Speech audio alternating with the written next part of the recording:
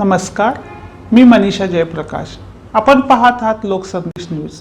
पाहूया. संत गाडगेबाबा महाराजांनी स्वच्छता, सेवा आणि समाज जागृतीचा दिलेला संदेश प्रत्येक नागरिकाने आपल्या दैनंदिन आचरणात उतरवणे गरजेचे आहे. संतांच्या विचारांवर चालणारे शहरच खऱ्या अर्थाने प्रगत ठरते, असे प्रतिपादन वाईचे नगराध्यक्ष अनिल सावंत यांनी केलं आहे.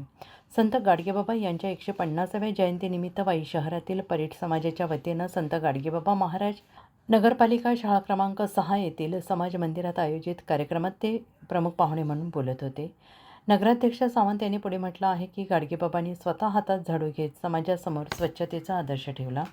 आज वाई शहरात स्वच्छता, शिक्षण आणि सामाजिक एकोपा जपण्यासाठी नगरपालिका कटिबद्ध आहे. कृष्णाकाठावरील या समाज मंदिरांची सध्या काहीशी दुरावस्था असली तरी येत्या काळात त्याची जागा योग्य पद्धतीने डागडुजी करून एक सुबक सुंदर वास्तू उभारण्यात येईल, असे आश्वासन त्यांनी समाज बांधवांना दिले. यावेळी उपनगराध्यक्ष घनश्याम चक्के, नगरसेवक भारत खामकर, प्रसाद बनकर, नगरसेविका सौ अपर्णा जमदाडे, सौ पद्मा पाडळी जाधव, माजी नगरसेविका सौ स्मिता हगीर यांच्यासह अनेक मान्यवर उपस्थित होते.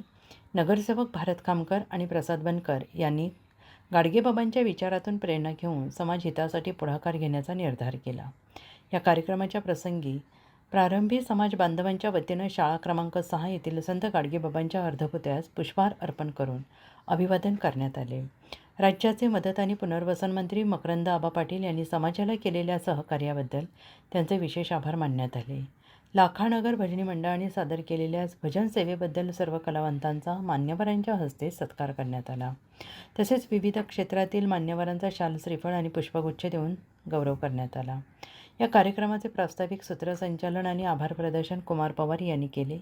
या कार्यक्रमासाठी अशोक दळवी, ज्ञानेश्वर वाघ, बंडू दळवी, प्रदीप दळवी, उमेश माने यांच्यासह परीट समाजातील महिला, युवक मोठ्या संख्येनं उपस्थित होते.